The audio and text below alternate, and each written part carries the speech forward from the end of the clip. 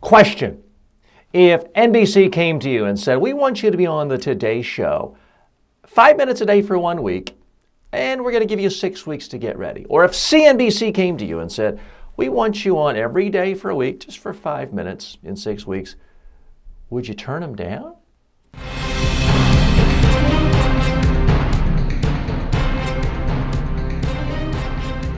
Speaking, the show about effective speaking in public, to the media, at work, and in life. Speaking with TJ Walker. I ask you that question not because the CNBC or the Today Show is likely to come to you with that offer, but it's because if you say yes, and most people I know with businesses, whether you're an author, expert, big business, small business, if you had a chance to talk to a huge audience every day for a week, that would be great. You would be crazy to turn that down. You'd say, well, of course I will do it, especially if I've got 6 weeks to prepare. If you say yes to that, then it begs another question, and that is, why aren't you doing a podcast? A daily podcast, or not a daily podcast, at least a weekly podcast. Well, TJ, that's different. No, it's not. Yes, I understand. The Today Show may have a larger audience than I have right now, or that you could have on your podcast initially. But I can tell you, there are a lot of very famous consultants, authors like Tim Ferriss of the 4-Hour Workweek who will tell you they actually sell more books appearing on certain podcasts than they do on the Today Show. And I can tell you, I've been on the CBS morning show, Sunday morning show, a lot of shows with huge audiences didn't sell that much. But communicating with people regularly through podcasts, through social media, through your own show can, in the long term, have a bigger impact. So that's what we're going to talk about here today. I want to give you some things to think about. So if you aren't already doing your own podcast, audio or video, now I do this program in both audio and video. A case can be made that audio is really the better medium because audio podcasts are exploding in popularity, shows like Serial, and that it's so much easier for people to absorb content because they can be going for a run, working out at the gym, on a treadmill, they can be on a train, a plane, a subway, they can be driving to work and listen in a way they can't watch video. I buy all that. The reason I do video is because my subject matter is about speaking, and what terrifies people about speaking so much is that people see you. So I feel like I have to demonstrate what I'm talking about. So that's why I do video as well as audio. But here's the thing. If you could go on the Today Show and Matt Lauer interview you about your business for 5 minutes a day for 1 week, then why wait for Matt Lauer to ask you those questions? Why don't you ask yourself that question? Have another colleague interview you. If you don't want to do it like I do, I'm just talking right to a camera, which isn't hard, but it seems hard to people. But you could have a colleague interview you. You could have a family member interview you if you're a one-person business. If you're a CEO of a company, have your head of investor relations interview you. And the whole key is create interesting, relevant content for the people you care about, your customers, your prospects, your clients, people in your industry. The show I'm doing right now that you're watching is not ever going to be as popular as Serial.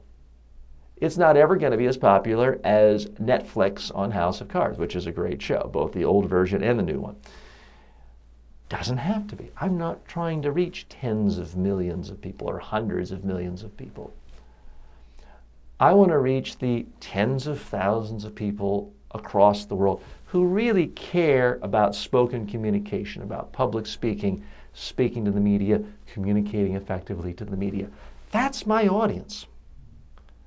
And I can frankly reach them a lot more effectively this way than going on the Today Show. Now, I've been on the Today Show very briefly, and I've been on thousands of network TV shows. And I certainly won't turn it down if I get the occasional call to do so. And I do interviews from time to time. But it's no longer my focus. I'm not waiting for that big break for the executive producer of the Today Show to call and say, TJ, come on down. We love you so much. Be a regular. I can be a regular right here, right now, and so can you. You simply have to create your own show. We'll talk about some of these elements here, but the hardest part, frankly, of podcasting is just making the mental decision you're going to do it. As opposed to, well, that's something 5 years from now will be a great idea. If I only had more time, or if I only had $50,000 for a big TV studio. No, you don't need any of that. So we'll talk about that in much, much more detail. But first, let's take care of a little business. For a free, no-obligation online public speaking or media training course, go to MediaTrainingWorldwide.com and start learning today.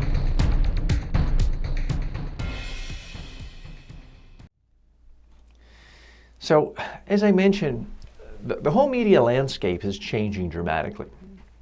I believe that one of the most significant events happened about 1.5 years ago when Apple put its podcast app built in on every phone. I mean, you can't even get rid of it as far as I can tell. That instantly made podcast very, very easy to get. People didn't have to go into an iTunes store and click this down button and search, and it's just boom. It's right there on your iPhone. It's on every iPhone. It's on every iPad. That just made it so much easier for people to get the podcast they care about. These days, people are frankly sick of traditional broadcast TV and cable TV.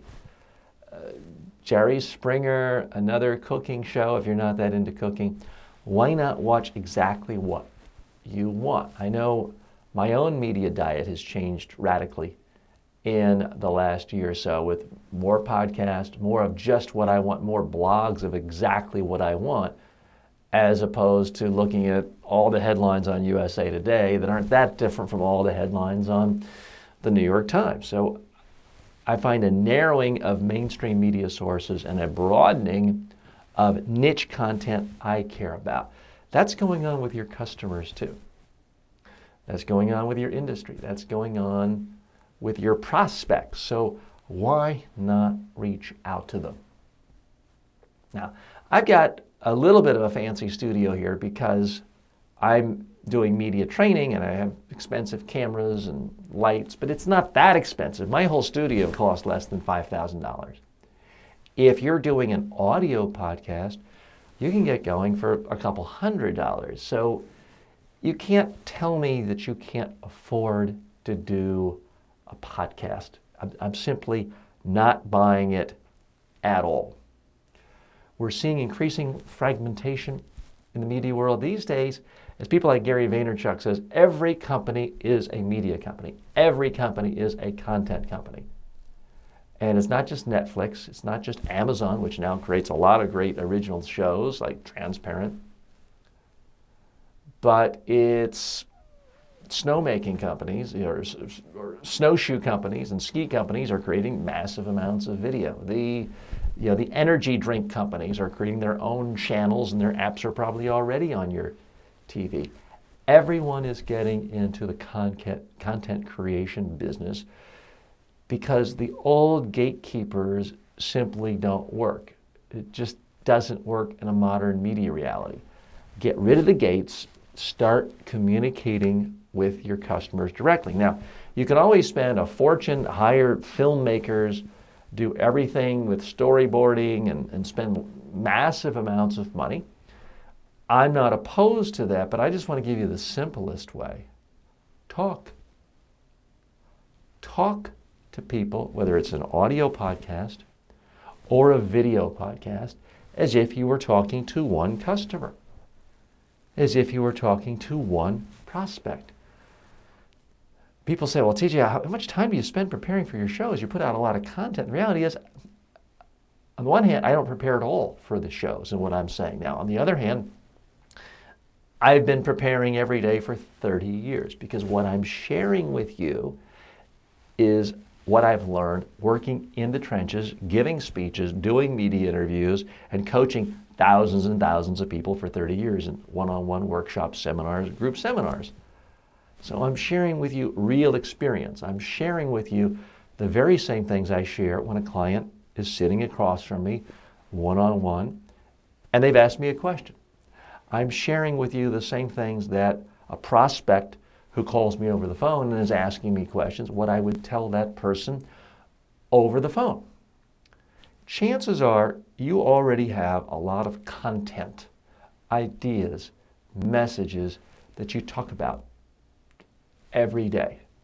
If I said to you, I can deliver an ideal prospect to you who's in the market for your product or service, has money, is bringing their checkbook, they just want to talk to you, would you figure out a way of talking to them for 20 minutes today? I guarantee you, you would figure out a way to find 20 minutes to talk to them. Well, if you've got 20 minutes to talk to them, why in the world won't you just spend 20 minutes talking to perhaps a bigger audience, or maybe not even that much of a bigger audience. Maybe it's 5 people, but they find you through a podcast, through a video program, whether you're promoting it on YouTube, iTunes, Vimeo, or all of them. Why not talk to people? That's the premise behind this show.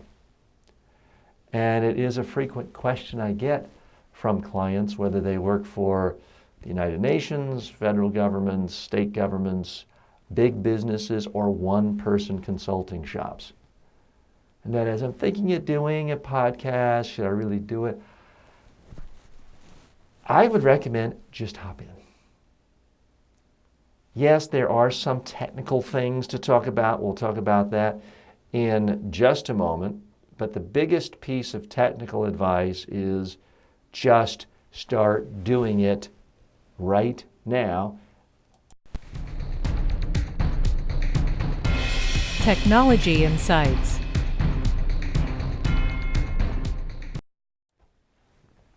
So there's what you want me to tell you about the technology tips, and there's what I'm going to tell you. What you want me to do is spend the next half an hour telling you about 50 different cameras and 100 different microphones, and here's the absolute best one that you have to buy before you start.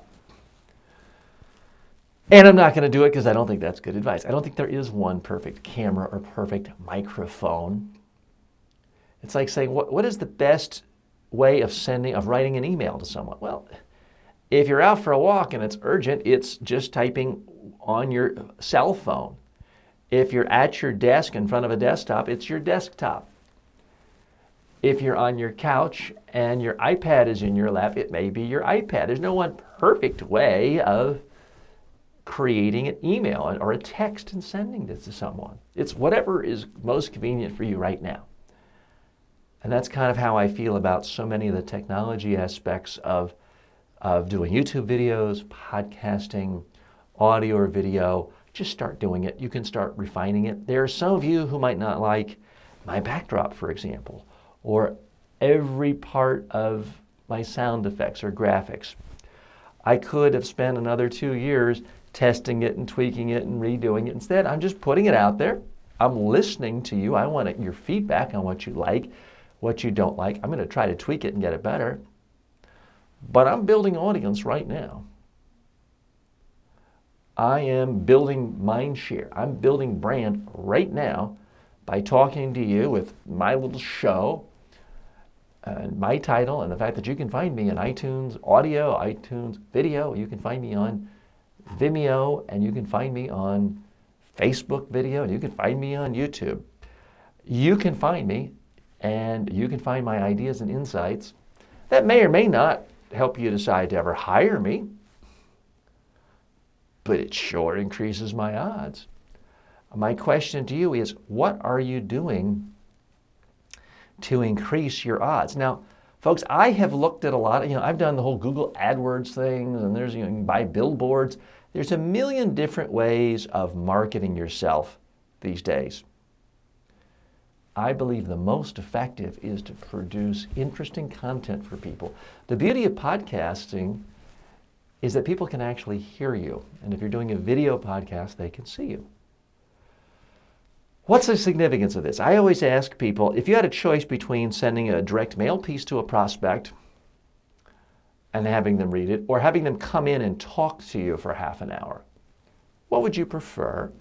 And what would be the greatest chances of them actually then hiring you or buying from you? And every single time, everyone has said, oh, much better in person than having them read.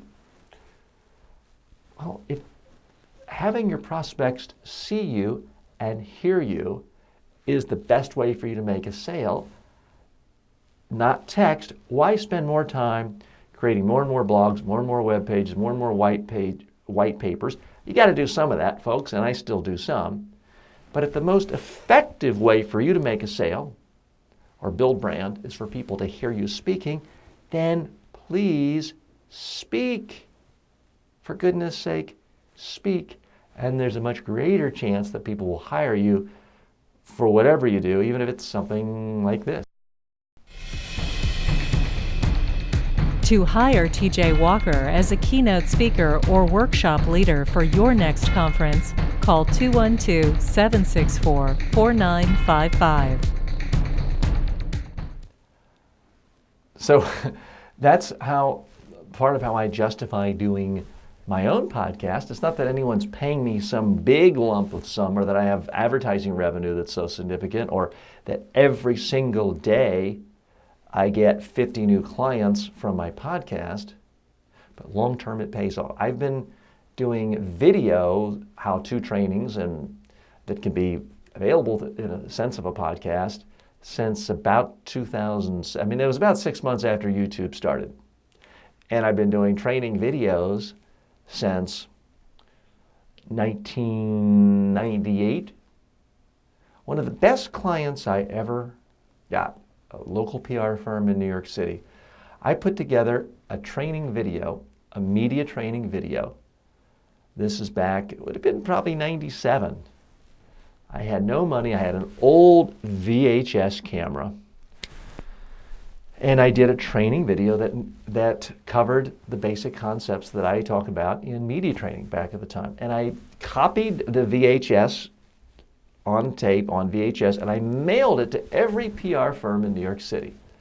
It's pretty much my life savings, which was about a few $100s at the time. And I'll never forget, one of the PR firms called up, said, "Hey, I received your video, come on in, we may have something for you." I went in, talked, they liked me, hired me. They still use me to this day. It's generated directly and indirectly north of $500,000 of revenue from this one client. And one time, about a year later, I asked the client, "Why did you hire me? What did you like in my video that I sent you? Because I know that's how we met." And she said, "Well, TJ, I never watched your video. I just figured you have a video, you must be credible." Now, times are different today versus 1997. It's so much easier for people to create video and to create podcasts. There were no podcasts in 1997. But most of your competitors are too lazy, too insecure, too bureaucratic to do a podcast. Why not cut through the clutter? Because all of your competitors are putting out press releases. They're doing Google ads. They're putting out white pages. Why compete on their turf? So to me, that's the real beauty of creating video and audio podcast. And I say high quality. I don't mean expensive production. I'm spending, after the initial cost of buying a camera, creating a few graphics, I spend $0 on the production of this show. Just being honest, full disclosure. But I think I'm giving you quality content for people who are interested in spoken communication. So that should be your focus. Give people quality information. The easiest way to do that is just by talking. You don't have to edit it, re-edit it, spell check it. You don't have to take the ums out. Leave it all in there. I'm giving you everything I have in a completely unedited format. You're getting this. I do it once. I hit stop. That's it. It's uploaded. So the idea that you have to spend hours and hours and hours and hours for every 5-minute podcast isn't true. If you're trying to do something, a great work of art like Serial, a great drama, sure, you have to. But if you are a business person or you're trying to communicate political ideals for a campaign or change public policy or sell your consulting services, you can simply speak.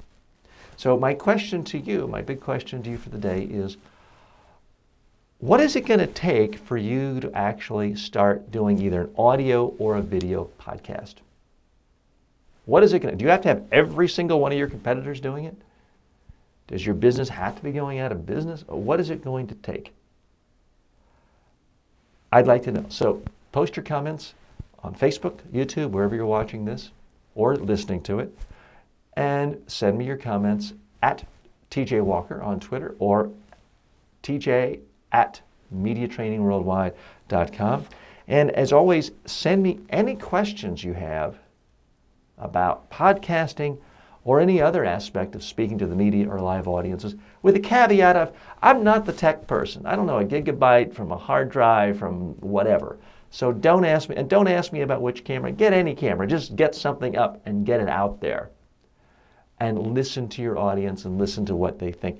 Also, if you are a member of Amazon's Kindle Unlimited, as I am, and I would recommend it, it's like $9 a month, you can just quickly read every single book written about podcasting, or almost all of them. They're all available in the Unlimited section. So you can quickly read about 50 books on podcasting. They all have chapters on the latest of the equipment and this camera and this audio. That's not the hard part. The hard part is figuring out you're going to do it and getting it out there and just starting it. So please give it some thought and get going on that. I'm TJ Walker. As always, may all of your speaking opportunities in life be a huge success. Speaking with TJ Walker is the #1 rated daily streaming TV and radio show devoted to all aspects of speaking and communication. If you received value from this show, then please subscribe to it at mediatrainingworldwide.com. Please review the show, leave comments, and share it with your friends and colleagues today.